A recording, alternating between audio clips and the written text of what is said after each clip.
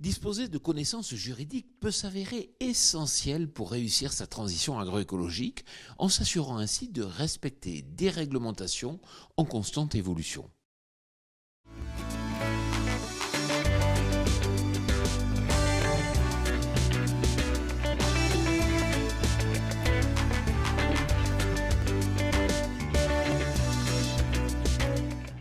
Cette semaine, je vous amène à la rencontre d'Hugo Abba, cofondateur de la start-up Gaston. Bonjour Hugo, pourriez-vous nous présenter votre entreprise ? Alors Gaston, c'est une plateforme de gestion juridique et administrative à destination des publics agricoles, donc que ce soit les entreprises agricoles ou tous les acteurs du para-agricole.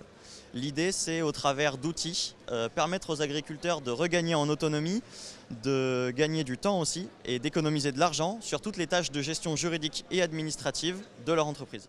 Existe-t-il des interactions entre le juridique et l'agroécologie ? Alors aujourd'hui, il y a de plus en plus de rapports entre le droit, les législations et l'agroécologie, la transition agroécologique, tout simplement parce que via diverses réglementations, l'État français et également l'Union européenne viennent imposer de nouvelles normes agroécologiques aux entreprises agricoles et en plus de ça viennent créer des dispositifs cette fois-ci d'incitation via des dispositifs juridiques pour faciliter la transition agroécologique pour les entreprises agricoles.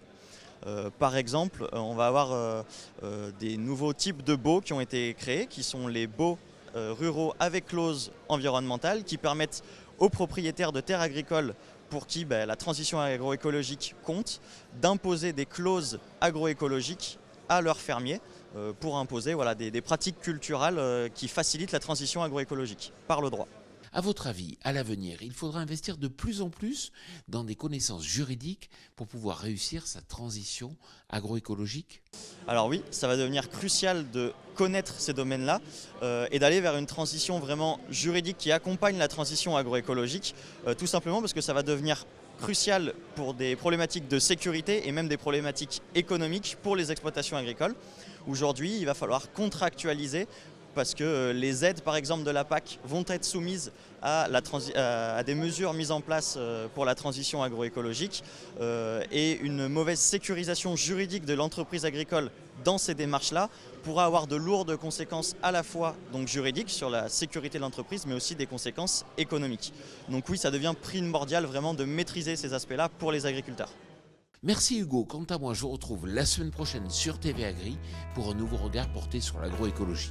Bonne semaine à toutes et à tous.